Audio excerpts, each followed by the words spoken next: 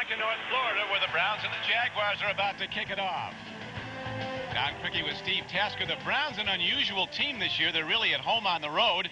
They're 4-2 in away games, 2-4 at home in Cleveland. One player they feel real good about today, though, is the rookie runner, William Green. It took William Green a little time to find his legs in the NFL, but in the last 3 games, he's averaged 100 yards per game. Look for him to get the ball early and often here against the Jaguars. And for the Jaguars, their quarterback, Mark Brunell, is nursing a hand injury on his throwing hand. Now, for a guy who's known for his accuracy, that is a huge concern for the Jaguars. And Tim Couch, historically, has thrown very well against the Jaguars. 71% completions. The kickoff is next.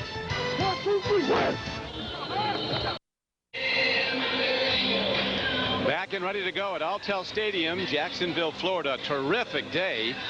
Temperature in the mid-60s as Butch Davis, who had some great success south of here in South Florida as coach of the Miami Hurricanes, leading his Browns. He was very disappointed in last week's showing against Carolina. And Tom Coughlin, a guy who had 4 playoff teams in the first 5 years of an expansion team's rise.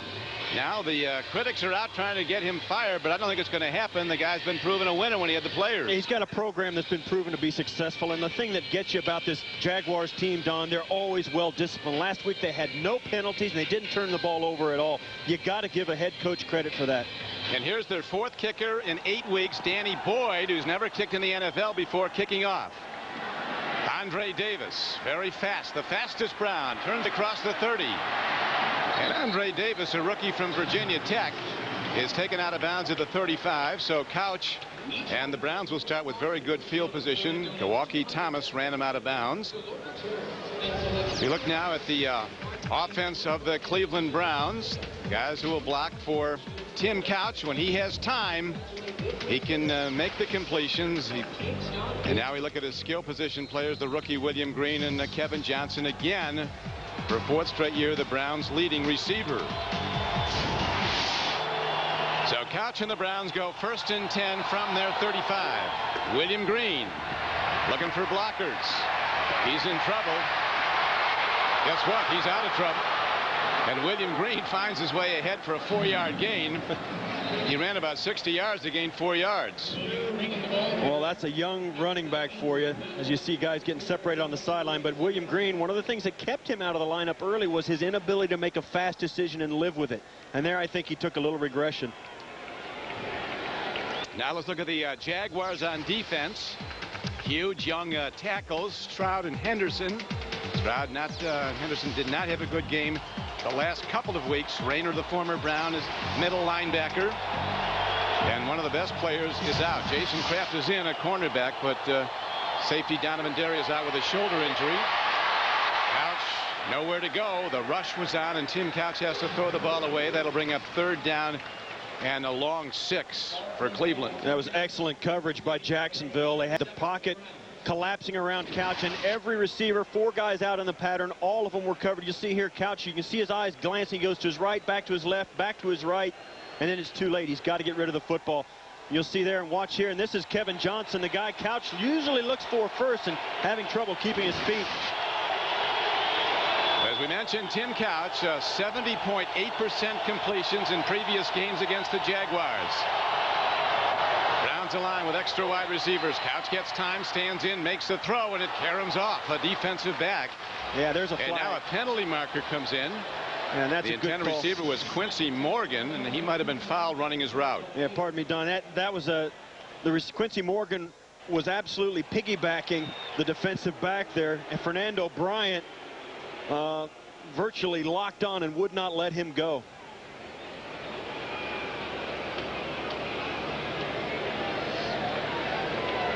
Here's Ron Winter, our referee. Holding. Defensive holding, an automatic 1st down. 5-yard penalty and a 1st down. So the Browns on 3rd down miss on the throw, get the penalty and advance now to the 43 with a 1st down. The penalty right there, you see it, latched on. Jaguars had no penalties last week, not one, and no turnovers, yet they lost the game. Now they fake the reverse, go to the run, a power run up the middle. And the ball is taken to midfield. Danny Clark comes up to make the play on William Green.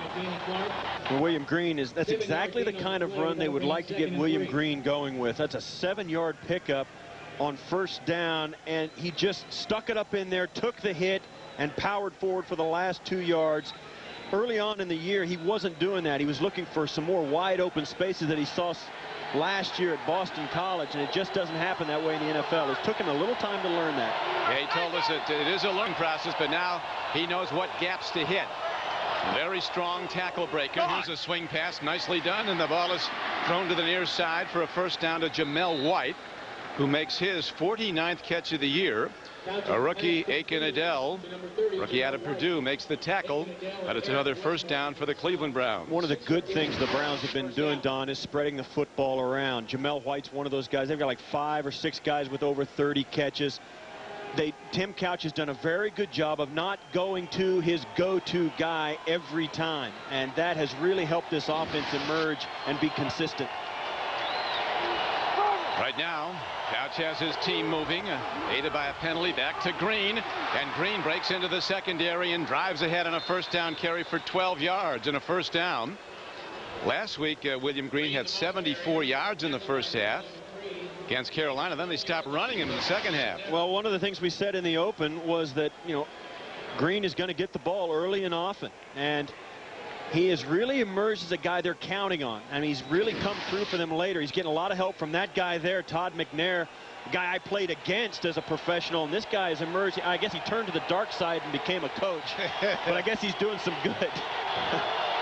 Green has run 3 times, has gained 22 yards, play fake, and a penalty marker thrown. Could be a false start against the Browns, as the penalty marker thrown before the snap. Some ill feeling harbored by the Jaguars over the hit. Is a false start against Cleveland. The hit last year when Mark Brunell was hit hard by the Browns defensive tackle Gerard Warren and knocked out after an interception. It appeared that Brunell was away from the play when he was hit, and Warren was subsequently fined by the league $35,000. Well, in the last few weeks, we've seen the hit that Warren Sapp took a lot of heat over, a lot of discussion. This was a play that was similar to that. It was a free shot on an unaware player, and he was fined for it. Now James Jackson's in the backfield. He gets the ball. The former Miami Hurricane following his blockers. The Browns getting some great downfield blocking from pulling people. Ryan Tucker, a tackle, got out in front. That's an 11-yard gain. So right now the Browns offense grinding out the run yards. Well, last year we mentioned Gerard Warren hitting Mark Brunell. This is the hit that took place. Now Mark Brunell flips the ball, and you'll watch, and this is the reason you'll get some debate. Now this is a play, he laterals the football. It's a live ball behind the line of scrimmage, and he's standing about 3 yards away from it. And there's no question Gerard Warren got a free shot, and there was a lot of discussion about that, especially here in Jacksonville. Brunell says it's in the past, but I can assure you by the Jaguars, it is not forgotten. Now, play fake. Here's a throw to an open receiver, and Couch misses a wide open tight end, Mark Campbell. Nobody was within 5 yards of him, and Couch just with an errant throw would have gone for a touchdown. That is an absolute missed touchdown. Tim Couch just couldn't hit Campbell. Campbell running right up the seam, right to the right of your screen. You can see how wide open he is. You won't find a tight end with that much separation between the numbers, and Tim Couch has got to put that ball on him. The 5 possessions at the 35-yard line, resulting in only 2 field goals last week in the loss to Carolina, a team that went into Cleveland with an 8-game losing streak and won. Couch has the ball slapped back at him, and that brings up 4th down, and it would be a fairly long field goal attempt. The Browns with one of the best kickers in football, Phil Dawson, coming out. Dating back to last season, Dawson's hit 35 of his last 39 field goals. That's 90%. We spoke to the Browns yesterday. Tim Couch told us, Butch Davis told us, and William Green all told us we've got to convert our 3rd downs against the Jaguars. If we don't, we're going to get beat, and that's their first 3rd down. They could not convert it. This is officially a 42-yarder. Ball is hit by Dawson downfield. And it is wide, no good. So the Browns move the ball well, miss an open receiver for what would have been a touchdown, and then fail to hit the field goal. And the Jags take over when we come back. Back to Jacksonville. The Browns miss an opening drive opportunity. And Mark Brunell and the Jaguars offense takes over the ball at their 32 after the missed field goal. There is Gerard Warren digging in. Brunell on the rollout, and he wisely gets out of bounds. They missed the handoff. Lost yardage. They missed the handoff, Don. That was a broken play. Looking at the rest of the Jaguars on offense, Pearson is a rookie at left tackle. Mark Brunell is the guy that makes this team go, and as Steve mentioned, he's playing with an injured finger. And Fred Taylor's the guy they have to have. When he's running well, that opens up the throwing of Brunell. And Bobby Shaw's a guy they need to take some pressure off of Jimmy Smith. Jimmy Smith doubled virtually all the time at wide receiver. Second down, 14. And the Browns are looking for run all the way as they make the stop quickly. Darren Hambrick comes in and makes the stop on Fred Taylor. Well, I don't care how. As we look at the defense, Don, this offense has got in the 3rd and long already. You see the two guys up front there, Orpheus Roy and Gerard Warren, two guys that are playing extremely well for him. Earl Holmes, the former Steeler, the leading tackler for the Browns at middle linebacker. In the secondary, McCutcheon's out. Little playing well with 4 interceptions. He leads the Browns. I don't care how good your offense is, Don. You don't want to be in 3rd and 12 on your first possession of the football game. No, you do not. So Brunell will try to make something happen out of the shotgun. Browns align blitzers. Here comes a linebacker blitz. Brunell in trouble and taken down all the way back inside the 25-yard line as Dwayne Rudd, the fastest Brown linebacker, runs him down. So the Jaguars with minus yards on their first possession. And they'll punt now to the Browns, who could get good field position. Don, this sack is a function of 3rd and 12. Mark Brunell had to drop back and take a full 7-step drop out of the shotgun, and he has to wait for the route to develop down the field so they can get the first down, and in so doing, he gives the rush time to get there. Dennis Northcutt out with a knee strain, and here is Andre Davis back to return the punt. Breaks it wide. Andre Davis turns it upfield across the 25-yard line, and Cleveland will start its second possession from the Browns' 26-yard line.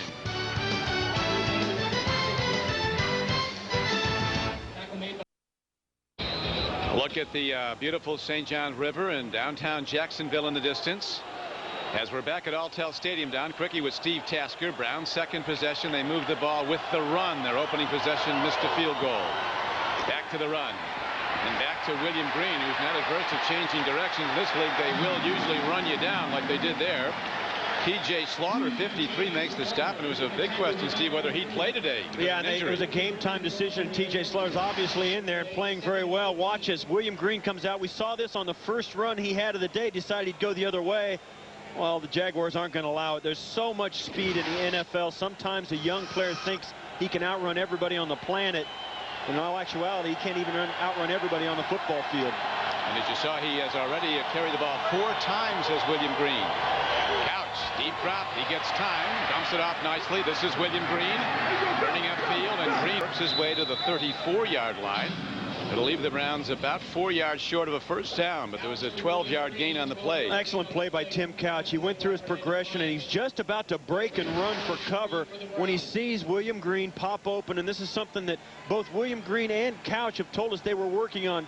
Green needed to work on his receiving skills, his ability to run routes, his pass protection, everything in the passing game that a running back has to do. William Green's been working very hard to get better at, and that's the result. And here is a big down, Steve, as we come to 3rd down. The Browns needing 3. Green's the deep back in the eye set. Throw and a catch, and beautifully done by the Browns as the ball is swung out to tight end Steve Hayden. And he is ahead for a gain of 6 yards and a Cleveland first down. Well, it's much easier to convert those 3rd and 3, 3rd and 2 kind of plays. Hayden just slips out. Couch has his choice. He can hit the running back or Hayden, and Hayden catches it, turns it upfield. That's exactly what the Cleveland Browns need to do. Get reasonable yardage on 1st and 2nd down so they can raise their 3rd down conversion and keep Tim Couch and William Green on the football field. Reasonable yards are good, but before long, Couch is going to go deep. 1st down and 10. Green looking for a gap. Good run defense by the Jaguars. Log on to NFL.com as Texas Tech head basketball coach Bob Knight talks about growing up a Browns fan, about having John Gruden as a ball boy at Indiana, and his relationship with Bill Belichick. It's only at NFL.com or on America Online. Enter keyword NFL.com. That coaching world is a very small world. A small and disturbed world, I might add. It's not easy money. You'd be surprised the relationships that are forged over the course of years. Couch with a fake, standing in, takes a look, and throws the ball away before he's hit hard. Coming up the middle to get him was Marcus Stroud. He was looking at Andre Davis. One of the things about this Jaguar defense is those two big guys in the middle. Marcus Stroud has emerged as a real force. I mean, these are two big defensive tackles, Marcus Stroud and John Henderson. And Stroud is really teaching Henderson the ropes. And he's really, those two guys have kind of taken it on the chin the last couple of weeks. We get a timeout here. But they have not played as well as they expect to play. Now, they were good earlier, but between them, they've combined for 12 sacks, the defensive tackles. And I tell you, Couch is a big guy, 6'4", 235, and Stroud flipped him down like a rag doll. Yeah, that's the reality of the NFL. As big as you think you are, there's guys out there bigger, and they can run. I mean, Mark Brunell found that out last year with Gerard Warren hitting him. It's not a loving either, is it? They're not looking to set you down nicely. No, they're not looking to make friends out there. And Tim Couch, over the course of his young career, actually a pretty good start to a young career as well, Tim Couch, and he's learned it the hard way. I mean, he was with a team that was just starting out. He was the first pick overall, and that guy, Butch Davis, thinks Tim Couch is going to be the guy for the foreseeable future. He likes him. He thinks he's doing the right things. He says that when Couch gets into trouble, Don, because he feels like he has to make the play on that play. He has to carry that team. He has to do the big thing. That's what gets Tim Couch into trouble. And cool. While we have a moment, I think there's a problem with the headsets. That gives us a chance to go to Jim Nance to find out about the Colts and the Titans. Jim. All right, quick start here, Don, for Tennessee. Opening series for McNair. He launches it 42 yards to John Simon. 7-0 Titans over the Colts. And let's go back to Don and Steve. What a big game that is, Don. Tell you, the Colts, right now, going into this game at the outset of the day, they had the inside track to the road to the Super Bowl, home field. It's been a long time. I don't think it's ever happened before that a team can go through a 3-game losing streak during the season and still have a shot at home field advantage. I mean, the league has really changed an awful lot in the last 5 years. And in this era of high-tech communications, the headsets have gone out. So when they go out for one side, the other side has to take it off. Our producer, Ross Schneiderman, has been told it was the Jaguars headset that went out, so Butch Davis had to take his off. Home cooking's not working there. You got your home stadium, you can't get your headsets on. When we do play football again, the ball will be positioned at the 40, 3rd down and 9. Tom Coughlin, a very unusual week last week. No turnovers for his team, no penalties, and they lost the game when a Steeler rookie field goal kicker that the Jaguars had cut came in here and kicked 6 field goals, including one from 50 yards. Couch stands in, makes the throw, and it's way overthrown, picked off. And on the run now is Marlon McCree, the former teammate of Tim Couch at Kentucky. We talked to Tim yesterday. He said, I don't want to have to tackle Marlon. That's right.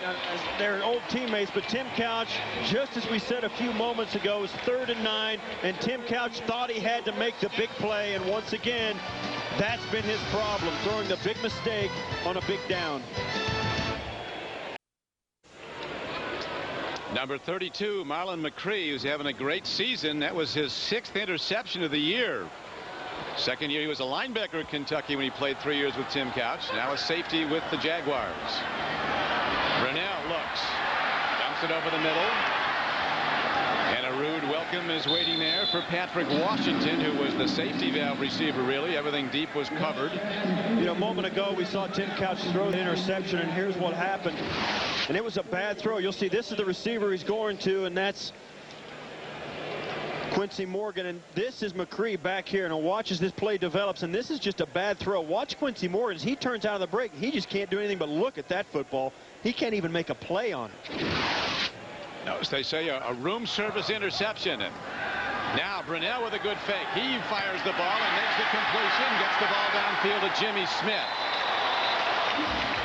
His ace, a guy who's probably headed for the Hall of Fame, Jimmy Smith, a 5-time Pro Bowl player with his 66th catch of the year, good for 17 yards. I think that's a good sign for the Jaguars, Don, because you and I both watched Mark Brunell warm up today, and we've seen him play a number of times, and he did not go through his normal warm-up routine before this game.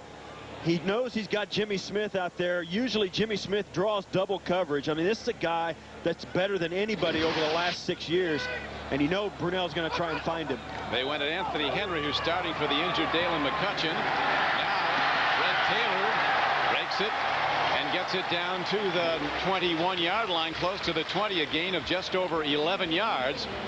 So the Jaguars are jumping on this early opportunity on the turnover, already in field goal range. If in truth they're ever in field goal range. You can say what you want about this Jaguars team and how much Tom Coughlin has had to do with the slide they've had in the last 2 weeks, but I'm telling you what, Don, I used to play, and the players will always tell you, coaches are great coaches when they have great players. And Mark Brunell, Fred Taylor, and Jimmy Smith are great players.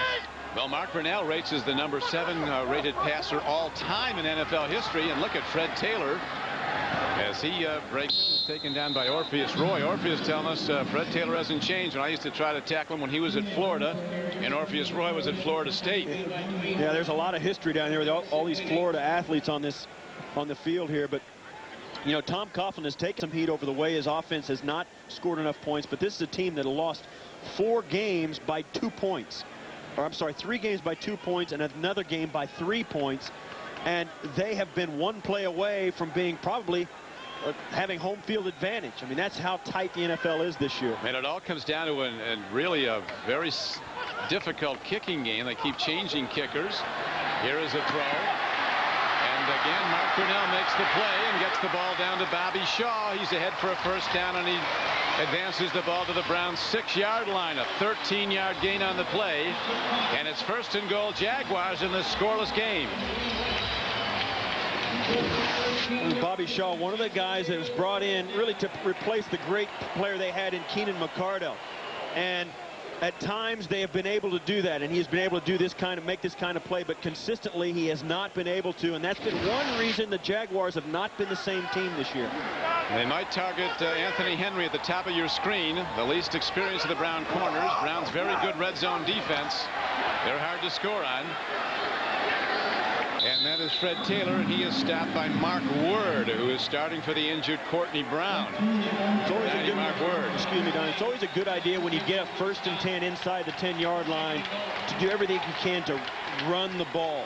When you can run the football, everybody on the defensive side of the ball is really starting to dive in at the line of scrimmage, because you've got to get the ball carrier stopped so quickly. You can't afford to think too much about the passing game.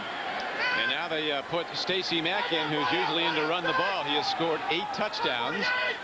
Browns are number 1 in the AFC in red zone defense and not allowing touchdowns, and they're looking like they're going to do it again as they make a stop after a gain of about 2 yards. Now Brunell will be throwing. Excuse me, Don, that's the thing, and this is it. Cleveland is number 2 in the National Football League. When teams do get inside their 10-yard line or down close, Cleveland stops them. Only 1/3 of the time do they get a touchdown, and that is a great statistic for a defense. I mean, that's one you really love. You can say about what you want about great defenses and bad ones. The only statistic that means anything is points allowed. Well, here's a guy in the backfield, Stacey Mack. All 8 of his rushing touchdowns have come in goal-to-go situations. Here's Brunell, ready to throw. Pump on the feet. And a fastball into the end zone for a touchdown as he gets Kyle Brady, the tight end. 4-yard touchdown throw. So the experienced Brunell, his feet pumping, looking, searching, and then finding a wide open tight end, and he puts it right on his numbers for the first score of the game. Well, they used a cluster formation, so it's really difficult for the defensive backfield to sort out which receiver is theirs, and if they start crossing, and if the play takes a long time to develop, it's almost impossible to keep guys from coming open for each moment. He came open, and now the extra point is up, and it is good by Danny Boyd, his first kick in the NFL. As mentioned, the 4th place kicker for the Jaguars in the last 8 weeks. No question, Brunell had time, and the guy was wide open.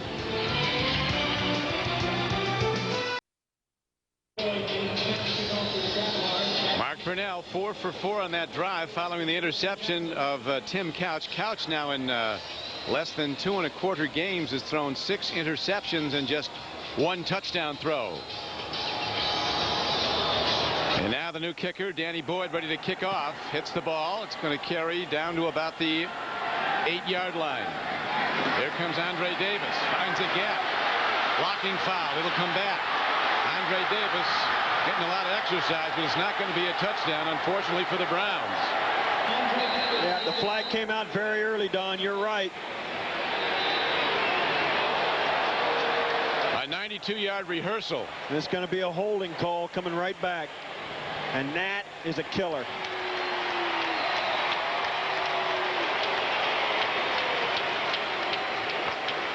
During the return, holding, number 51 of the return team. A 10-yard penalty. First down. So Butch Davis without one of his best weapons today, the tremendous returner Dennis Northcutt. There is a takedown, quite obvious. Lenoy Jones tackled him. Back and ready to go. The 92-yard kickoff return called back on a foul on the blockers, and now they go to the run to the Browns.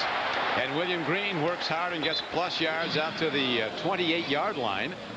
Gain on the play of about 6.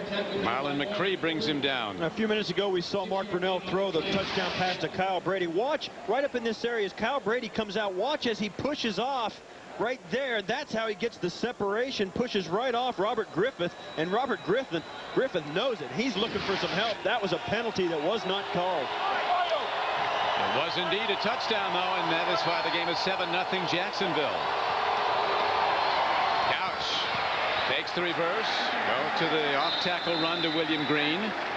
Green loves to get the ball a lot. Exceptional leg strength, William Green. Yeah, he showed Number 1 pick out of Boston College, the 16th player picked overall. And that's the end of the first quarter. With the score, Jacksonville 7 and Cleveland nothing. Yeah, show me a running back that doesn't want to get a ball a lot, and I'll show you a guy with a broken leg.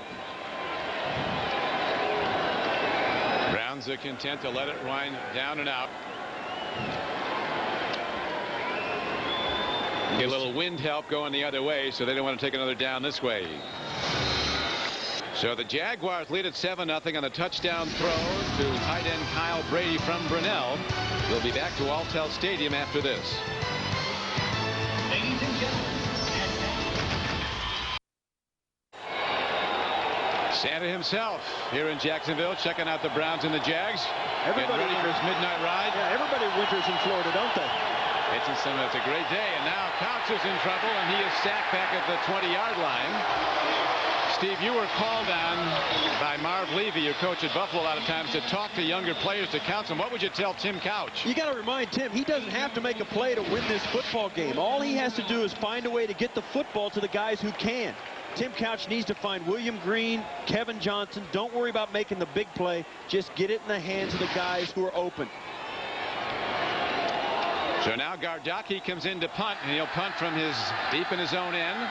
Hits the ball at the 10. Well hit punt. They usually are up the foot of Gardocki. Bobby Shaw fields it, drops the ball, drops it again, and picks it up and lives to run another day, because this guy will cut you in a hurry down here with fumble punts. Yeah, there's very little tolerance for that kind of mistake down here in Jacksonville. But the Jaguars do keep the ball after a 52-yard punt and a 5-yard return. Back and ready to start the second quarter. Reminding you that coming up on the Nextel halftime report, join Jim, Dan, Deanne, and Boomer for all the scores and highlights. Coming up on the Nextel halftime report. It's a league where anybody can beat anybody. Ask the Steelers. They're getting beat right now 14-0 by Houston. Dropping to throw is Brunell. He's in trouble. Still mobile. He averages over 5 yards a run. He throws the ball away wisely. Late flag, back away from the ball as well. It is thrown very near to a linebacker back there, Darren Hambrick of the Browns. He's out there working against Pete Mitchell. Late flag and far away from the play. And the call is against Cleveland. Holding. Number 25 defense. 5-yard penalty. On a first down. William Fuller doesn't agree with that.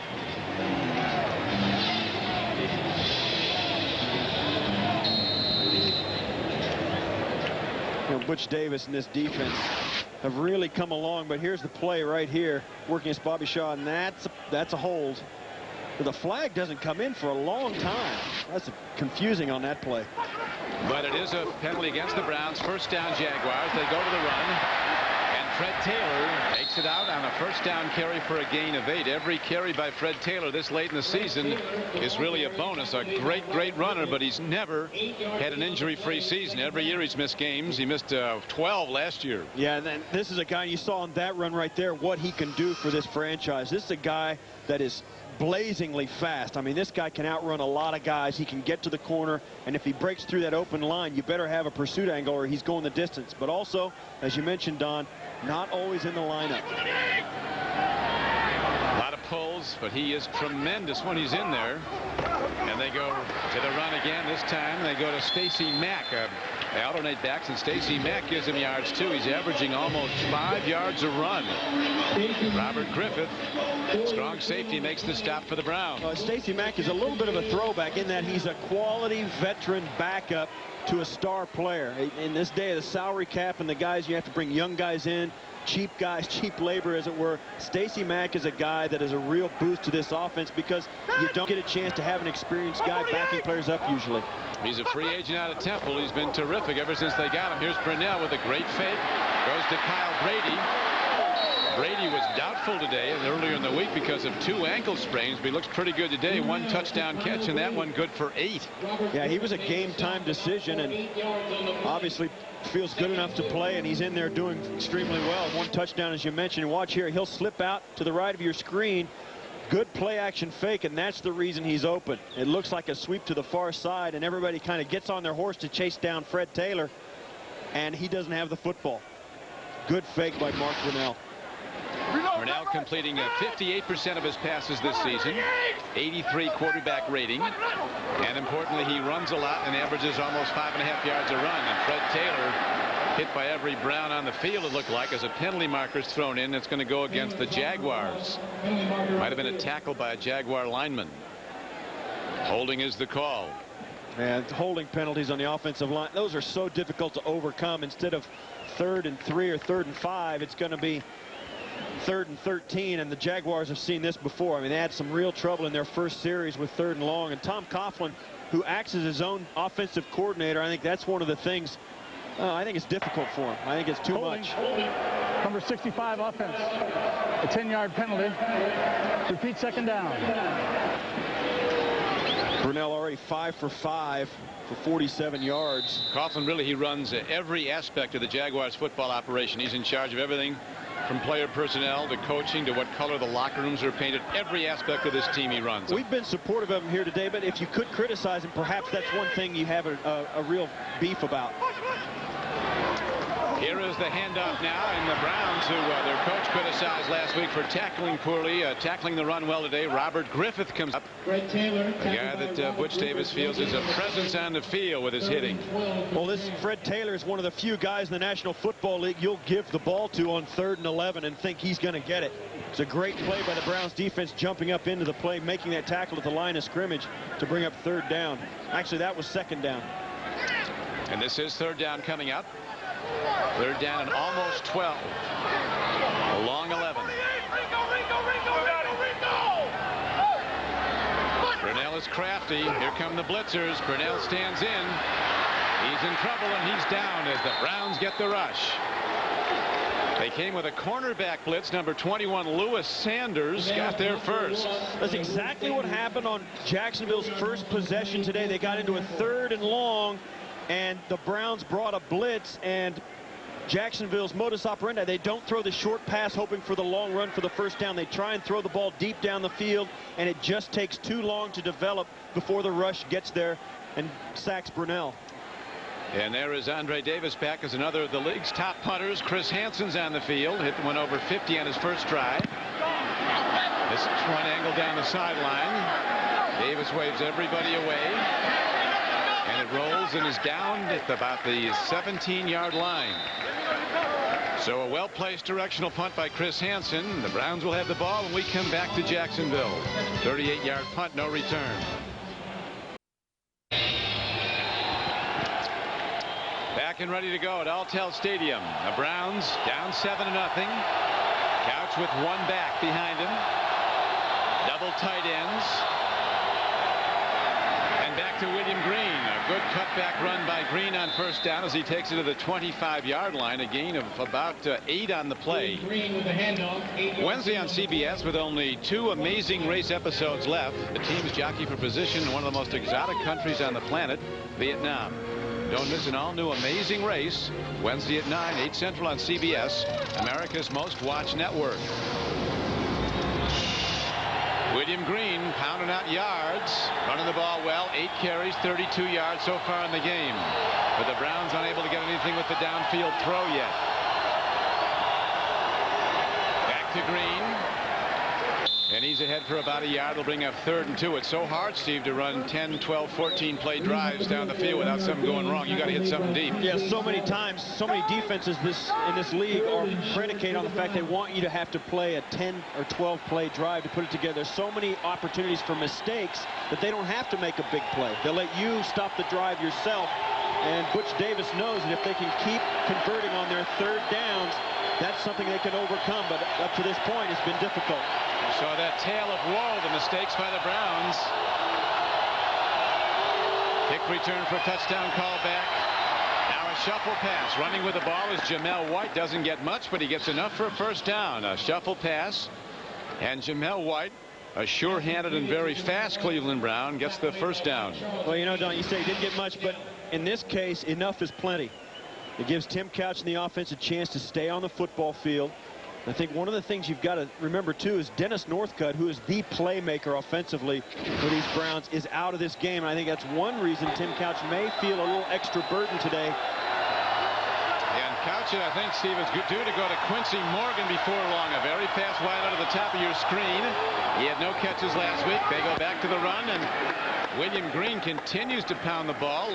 Tom Coughlin said that in the loss to the Steelers last week, we didn't do anything to stop the run. The Steelers did whatever they want to do running the ball. Well, the Browns right now are being really successful in their first down run plays. I mean, once in a while you feel like, wow, a team to be successful has to throw occasionally on first down. But with William Green running the way he is, they're getting into 2nd and 2, 2nd and 1. That's exactly where the Browns want to be. And you can look for him to keep getting the football early in these series. And that's fine with William. He loves it. Really starting to come of age as an NFL runner. 10 carries for 41 yards so far. William Green again. And a very good tackle as he is cut down on 2nd and short. Taken down on the play by Ainsley Battles. Starting at strong safety for the injured Donovan Darius. I got to tell you, Don, one of the most rewarding things as an older player in the league you'll see is a young player come in like William Green, who's got a lot of ability, and all of a sudden the lights go on. And that's what happened to him in the last 3 weeks. I mean, this guy all of a sudden realized, I can play in this league, and it's all what I have between my ears that's going to carry me to greatness. And this guy really has emerged lately. This is his 4th straight big production game. There's a throw and a catch and a first down. So a nicely timed throw to Steve Hyden, the tight end, his 2nd catch of the day. Good for just 4 yards, but it converts, and it's a first down, Cleveland. You know, you look at the success that William Green's having thus far in this game, and this is one of the things he's had to learn to do. You see there as he steps up in front of the Couch and picks up an extra blitzer coming in just to make sure the pass protection is solid. And that's one of the things that Couch has needed from his running backs. That's one of the things William Green has been working on. This guy is becoming a more and more of a big part of this offense. And I think before this season's over, William Green is going to be a constant, not just a pleasant surprise. Well, at the outset of the season, they thought he might be a bust, and now all of a sudden, here they go to the reverse. The fastest Brown, Andre Davis, breaks it into the open field and crosses midfield on a first down carry. He's ahead for a gain of 9 yards. Once again, the Browns on first down stay on the ground, although it's a reverse. And I think that's a good plan. I mean, because sooner or later, Tim Couch is going to have to drop back and throw it on first down, but not if they continue to do this. You see Davis coming around from the bottom of your screen, and it's there. And this is a guy sees the opening, could have made some yards outside, but he turns it up inside, gets almost to the first down marker on first down. Got 9. He's a guy who knows where the end zone is, Andre Davis. Scored 7 touchdowns, 6 on receptions, 1 on a punt return. Now the door is slammed. William Green gets a load of the big rookie from Tennessee, John Henderson, number 98, who was the Outland Trophy last year for the Volunteers. Oh, they're going to drop him back a yard. I think that's a bad spot. I thought he got up almost to the first down marker. They spotted it back at midfield. And on these downs, a 3rd and short, Couch has been looking to outlet receivers on either side. We'll see if he gets past that 50-yard line. Ooh, no, he doesn't. Henderson right there. Henderson's huge. 6'7", almost 6'8", 325 pounds. Handoff. Jamel White runs. He didn't get there. Needed 2. Only got 1. It's 4th and a yard at the 49-yard line of the Jaguars. And now they're going to punt. You kind of think, well, maybe they'd go for it. Not this early. They're down by a touchdown. They don't want to give the Jaguars that kind of field position, and they've got the absolute, if not one of, the best punters in the National Football League. 885 punts in the NFL without one blocked. He keeps adding to his record, does Chris Gardocki. Oh, look at this punt. Bobby Shaw's back. Ball caroms into the end zone for a touchback. First half moving quickly, 4:40 to play in it. Jaguars will have the ball at their 20 when we come back.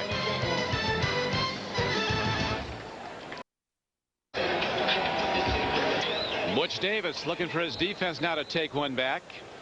Tim Couch throwing that interception was subsequently turned into a touchdown. Tom Coughlin told us on Friday, he said they will turn it over. We're expecting that. Browns with 11 turnovers in their previous 4 games and 1 today. And the Jaguars jumped on the turnover today. And now Fred Taylor with a cutback move runs on first down ahead for a gain of 6. Tyrone Rogers gets him down. Everything about this Jaguars since the day they took the field way back in 1995, they have been all about big plays offensively. Mark Brunell is one of the most accurate passers to ever take the field in the National Football League, and Jimmy Smith has been one of the best receivers in the National Football League over that stretch of time. And this year they have not been able to get any big plays. That's something they have really missed in their offense. They turn big plays anything 30 yards or longer. Here's a dump over the middle. It looked like it might be in. Now they're going to rule it a catch. On 2nd and 4, they got about a yard. So that'll bring up 3rd and 3. Earl Holmes defending Fred Taylor. And you think this is about this Jaguars team, and we mentioned in the open they lost 11 starters over the last 2 years, lopped off a lot of payroll, and yet with that guy at quarterback, they've always got a chance to win. They kept Jimmy Smith and Fred Taylor. They're 3-star players, which a lot of teams, if you look at the good offenses, they've all got it. A good wide receiver, a go-to guy, an outstanding running back, and a quarterback that can run the offense. And this team is no different. They've got those 3 players. But Brunell, above all, is the key Jaguars. He goes, so go the Jags, and let's see what he goes to on 3rd down. He's going to run. He's in trouble, and they're going to get him way back at the 19-yard line. Tremendous defense. Tyrone Rogers goes through. That's the 4th sack of the game already for the Cleveland defense. And you really have to tip your hat to the secondary of the Browns. Mark Brunell drops back. There's really not pressure at first. Has plenty of time to step up in the pocket, and then as he starts to run, he's just looking to run for cover. And the Browns do an excellent job of containing the pocket. Here is a punt hit downfield. Andre Davis from the 37. Penalty markers thrown, and then another, and then another. Kind of underlining the first one. Yeah, that's kind of one of those guys saying, well, if you saw it, I think I saw the same thing. I'll throw mine too. And then the guy goes, I'm with you. You get less arguments, I think, from the sideline when there's 3 guys throwing the same flag. And the call is against the Browns with 2:54 left to go in the first half. Illegal block in the back.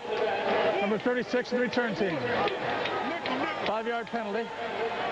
So Butch Davis looking for a big play from his offense. He saw one from his kick return game, but it was all back in a foul. Follow the playoff race through the end of the season with our exclusive projected brackets and all of the playoff scenarios. Click on the playoff race at CBSSportsline.com or on America Online. Enter keyword CBS Sportsline. Tim Couch sets in the shotgun, so they're going to start firing this run game. Not getting him downfield. Couch screens the ball beautifully to William Green. Good execution by the Browns results in a gain of almost 10 yards. Looks like the ball will be spotted just short. Well, the Browns continue to have considerable success on first down. Here they do it with this quick screen pass, the fake throw to the left and back out to the right. And William Green right there to split the two defenders. And that's a great play selection. I mean, the Browns, they've been running the ball so successfully. You knew they were going to have to throw sooner or later, and so did the Jaguar. And yet they throw a high percentage pass and just get the ball into the hands of their playmaker. And Steve, the Jaguars really keeping their safeties back. As you see the average yards. Jaguars really trying to stay away from the Couch hitting the deep ball, so he screens again. And William Green kind of tripped over one of his own blockers, Sean O'Hara, who is getting out in front of him. Yeah, I think that'll bring up third and less than the yard. I think John Henderson kind of threw a wrench into the works of that screen. He's so big and got in the throwing lane, and Couch had to double clutch the throw and couldn't get it accurately enough out to William Green. Watch here, you see Stroud right, or Henderson right in his face, and that threw a problem right into the middle of that screen and couldn't complete it. Third down, less than a yard. Couch is thrown on third down. Downfield throw. Boy, that's a tough throw to make on third and a yard. But there's a penalty marker down on the Browns' backfield. Was it holding? Oh, he hit him in personal foul on the defense. Passer. I think he went too high on Couch when he came in. Couch let that go. I think he might have got hit in the head. And it doesn't take much of a hit to throw that flag, Don. They are very, very protective of the quarterbacks. Personal foul. Roughing the passer. Number 98 defense. Contact to the head. 15-yard penalty. And a first down. And you'll see here, it doesn't take much of a hit to bring this flag out. And you watch here, just he lets it go. And that's, oh, he got a nice little right cross in there. And, you know, that's not much of a hit, but that's the atmosphere and the climate in the NFL. Watch. You know, he took a shot at his face mask right under his chin, and they'll throw the flag on that every time, Don. They throw it indeed, and the Browns drive stays alive at the 49-yard line of the Jaguars. And a ball is slapped down as Couch tries to go over the middle, trying to get a wide receiver coming off poach pattern. They never got that play off. They stopped it before it happened. It's kind of ironic, Don, that the Jaguars were the victim of that penalty just a moment ago. 77 offense. A 5-yard penalty. Ross Furba, first down. Tackle. Because one of the reasons that they had that problem, the reason that rule is in the league is that the reason that rule is in the league about hitting the quarterback in the face is that Mark Brunell against these Browns took a shot to his head. So they put that rule in, and now this year it's reversed, and Tim Couch is the recipient. And now with the false start, it's 1st and 15. Couch changing the play. Jaguars bringing run blitzers up, and Jamel White tries to go wide. There's not much there. Fast as he is, he's run out of bounds by Jason Kraft. As now we're down to the 2-minute warning, and the Jaguars continue to lead the game 7-0.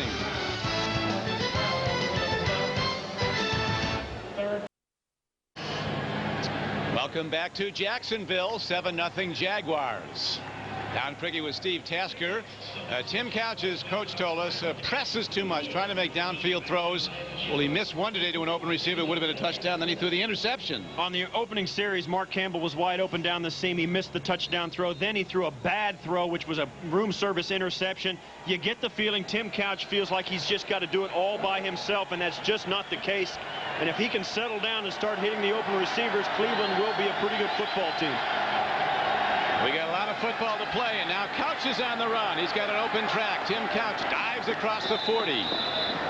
And on 2nd down and 11, he gets about 11 yards. He's very close to the first down. See where the spot is. It's enough for the first down, so Couch makes a play with his feet. Now they're going no huddle, and that was Tim Couch just making something happen. Back to the run. This is Jamel White. Cuts it back. Look at Couch downfield. The block. He takes out a defensive back and springs Jamel White. Tim Couch throws a crushing block downfield. And the Browns get another first down and get out of bounds to stop the clock. A 19-yard gain. Well, that's just Jamel White coming back, reversing his field like we saw David Green do earlier. Watch as he stops, knows he's not going to get there, and then sees the wide open field. Gets some help there by his offensive line, and Tim Couch cuts Jason Kraft, and then Kiwaki Thomas has to come over and push Jamel White out of bounds. Watch there, nice block by Couch. Gets Kraft on the ground, and White down the sidelines inside the 20. Well, we know the boy will compete, right, Tim Couch? Yeah. That was a huge play by Couch. Now do we have another false start? Jaguars think it is. These are expensive. False start. Number 60, offense. Sean O'Hara moved early, so it becomes a first and 15 play with 1:24 to play. Well, you see they're inside 2 minutes, and this is something that you see the Browns do that you'd never or hardly ever see the Jaguars do. They're so well disciplined. They don't hurt themselves with pre-snap penalties. The Browns are still getting to that level. And inside of 2 minutes, Don, those mistakes are magnified. That was a big one. Jamel White. But nothing there. Marcus Stroud stuffed that play at the line of scrimmage. Clock continues to run. He pushed Barry Stokes right back into the backfield and just got right to the football. It was as though there was nobody playing against him. Why are the Browns not calling timeout? They have 3. Yeah, I think it's time for that. Down inside a minute now. That play didn't get anything, but it burned a lot of time. Here's a throw. And an overshoot as he was looking deep, but there was nothing there. The deep coverage, those safeties are so far back for the Jaguars. They're keeping both the Cleveland wideouts running deep balls, deep patterns in front of them. Yeah, they tried to stop and go. Tim Couch pump faked the ball to Kevin Johnson, and the defensive back, Fernando Bryant, just did not bite on it. They covered that. They weren't going to bite. They were going to give him the short pass, and if they didn't complete it, it's going to be 3rd and 15, and that's what they wanted. And now Frisman Jackson comes in the game. He was a strong-arm quarterback at Western Illinois. He's a wide receiver in the NFL. And if there's a trick player, he's going to run a pattern. He's running downfield. Couch is going to throw. Side-arming the ball. Nicely done. Jamel White heads for the sideline. Why not go upfield? You got timeouts. Yeah, that's something Jamel White needs to do. You can turn that upfield, get every yard you can possibly get. You got 3 timeouts. It's only 39 seconds to go. If you're going to run out of bounds anyway, get the yardage. Don't get out of bounds. Yeah, get the yards, not the out of bounds. But it brings out Gardaki, who you'll remember missed his first try today. Missed from 42 yards, or excuse me, Gardaki holding. This is Phil Dawson to kick. Dawson missing his first. The Browns have had the same long snapper, Keel, the same holder, Gardaki, the same kicker. And this one is blocked for all 4 years, so the usually sure shot field goal game of the Browns coming up empty today for Butch Davis as John Henderson got a piece of the ball. Just a big push up the middle, Don, and that's all it takes. John Henderson, Marcus Stroud, the 2 big guys down inside, pushing the line of scrimmage back. And if the kick comes out of there low, which it did, Dawson hit this ball very low. You'll see there they've got 5 guys right over the center guard gap, and that was a low kick that got blocked. Look at all the guys they've got packed over the line of scrimmage. Just jump up, and I think that's John Henderson that gets his hand on it.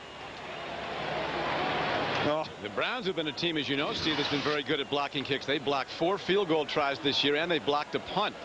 But today, big John Henderson gets a hand up, and now what does Brunell do? He's going to take his winnings to the locker room as he gives it to Fred Taylor behind the line of scrimmage.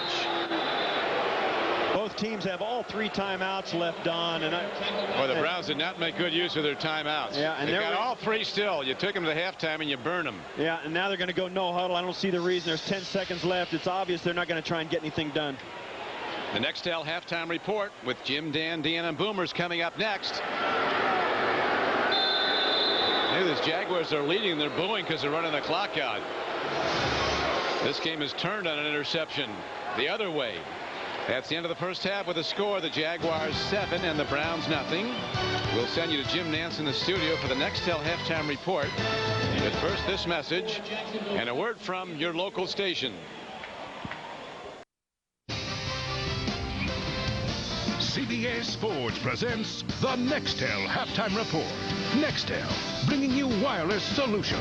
Well, not a whole lot of offense down in Jacksonville, but we bring it to New York in the Nextel Halftime Report. Jim Nance here along with Dan Marino, Deion Sanders, Boomer Esiason. You've been eyeing this first half here, Dan, and of course, Couch, a lot of the talk this week in Cleveland. And anemic numbers in that first half for Couch. Yeah, and he had one bad throw. It was an overthrow. It was intercepted early on. And the thing about it is, you know, Davis might put in Kelly Holcomb because this is a game that Cleveland got to have. And if they're struggling offensively, he may make that switch in the second half. All right, Dan, let's take everyone around the league. And now through almost 6 quarters on the season, the Patriots have outscored the Bills head-to-head 58-7. 2 picks thrown by Bledsoe, 2 touches by Brady. You see the 2 partners here from last year's Super Bowl talking before the game. Real quick, Tom Brady to Pat inside. Poor tackling by the Buffalo Bills corner. They score, go up early.